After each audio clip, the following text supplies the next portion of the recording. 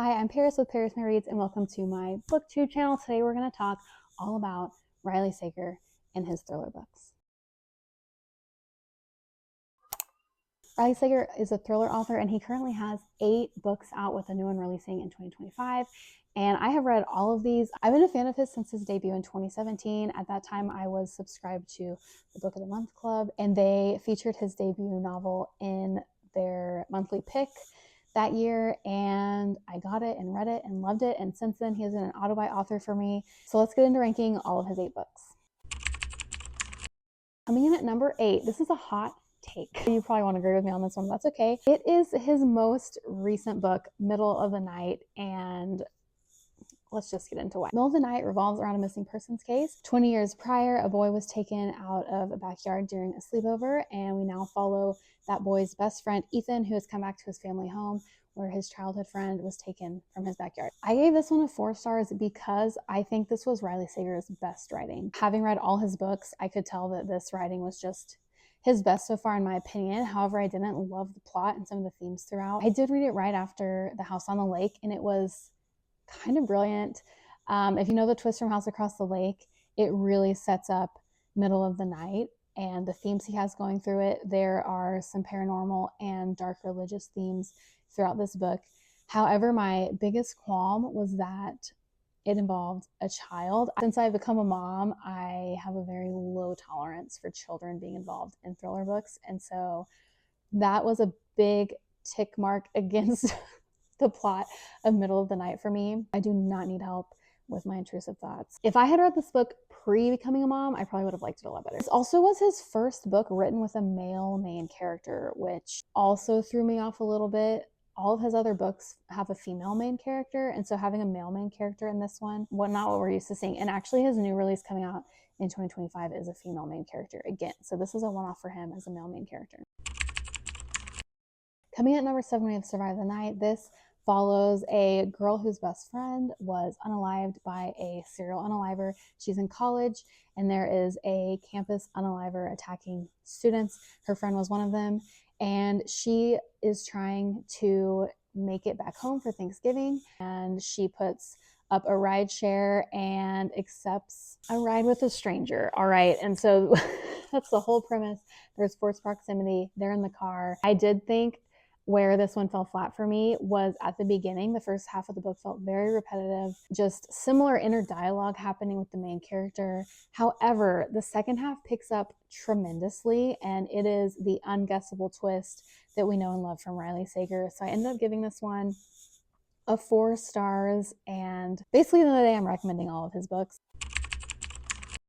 Coming in at number 6 is Home Before Dark. This book follows a girl who lived in a Victorian home with her parents, and they fled in her childhood, and she doesn't have any memories of why or what happened. And now she is a home restorer, and she goes back to the family home to restore it, and the plot takes off from there. This book has some paranormal and ghost aspects in it, and I personally thought this was the creepiest of Sager's novels.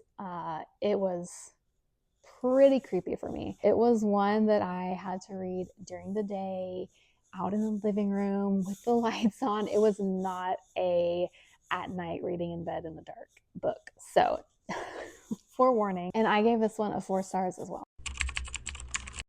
This might also be an unpopular opinion because this book gets a lot of love, but coming in at number 5 is The Only One Left by Riley Sager. And this one read more like a murder mystery for me, like a dark murder mystery, and less of a thriller. It follows our female main character who takes a job as a health aide in a mansion that has a sordid past. In the 1920s, this mansion saw the unaliving of an entire family, and one of the daughters took the blame. She still lives in the mansion, but now it's the 80s, and our female main character comes onto the scene and tries to unravel all the missing threads of what happened. Once again, proving why Riley Sager is an auto-buy for me. I thought I had this plot figured out multiple times, and I could not guess the ending. Like I said, this one gets a lot of love. I would absolutely recommend this if you're looking for a less scary thriller. It read more like murder mystery to me, and it does have some paranormal elements in it as well.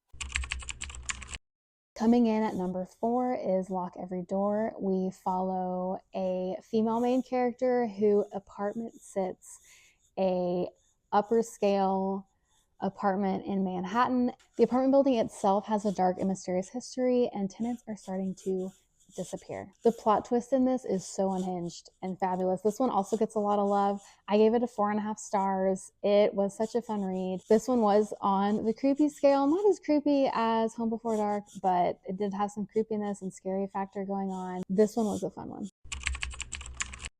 At number 3, we have Final Girls by Riley Sager. This is his debut novel, and I loved it.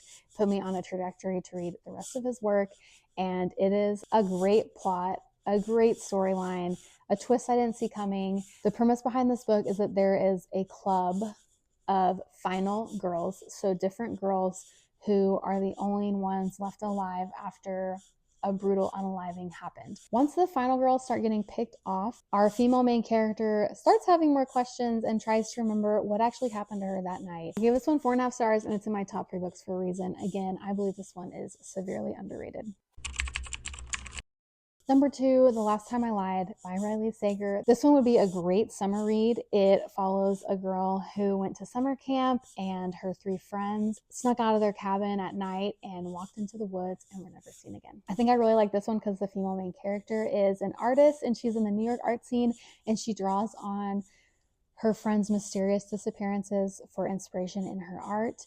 And she revisits the camp where this all went down to become a art counselor as part of this summer camp. Questions start to arise when she sees lots of security cameras being directed at her and other things around the camp. And eventually history starts to repeat itself again when 3 girls go missing. This is the first of Riley Sager's books I gave a 5-star, and I didn't give another 5-star out until this year. And this is his second novel. So I read this after his debut, Final Girls. The next year he came out with The Last Time I Lied, and such a successful thriller. I loved it. Oh no, we gotta go. And finally, we have my number 1 top favorite Riley Sager novel, The House Across the Lake. This is another hot take. I'm just coming strong with the hot takes today. This book is really polarizing because of the twist. That's all I'm gonna say about it.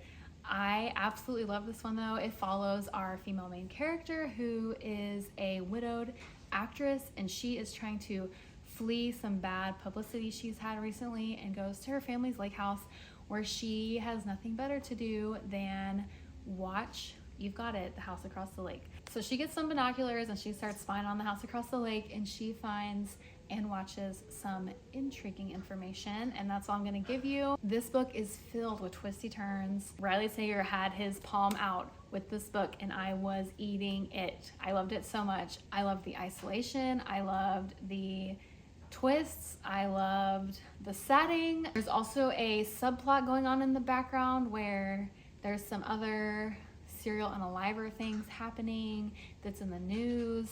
I mean, it's a great dark twisty one. Okay, also, if you're a Swiftie, the dedication is a Taylor Swift lyric, so need I say more? I approach all my book reviews from a biblical worldview, and we're going to talk about this specifically with Thriller Rex, because I think every single thriller you approach that is not in the Christian genre needs to have some type of content warning associated with it. I just assume that it's going to have any type of thing you expect to see in an unaliver podcast or documentary or TV show is going to be found in these books, and there's going to be a higher level of content consideration than you would find in like women's fiction. So the language in all of Riley Sager's books, you can expect to see moderate to strong language. I think it gets stronger as his books progress. There's also quite a few of his books that have paranormal themes, and I know that that is a big turnoff to readers with a biblical worldview. I specifically don't like my own personal preference when it turns to a religious aspect, and I think that's why the Middle of the Night book, that aspect just didn't really resonate with me. If you are someone who does not want to read paranormal activities in books, I would recommend Riley Sager's The Last Time I Lied, Survive the Night, Final Girls, and Lock Every Door. Those 4, I believe, do not have any type of paranormal themes. If they do, this might kind of be a spoiler, but they're not integral to the plot twist. So there you go. All of his other books have some type of theme or paranormal activity going on in the background or the foreground.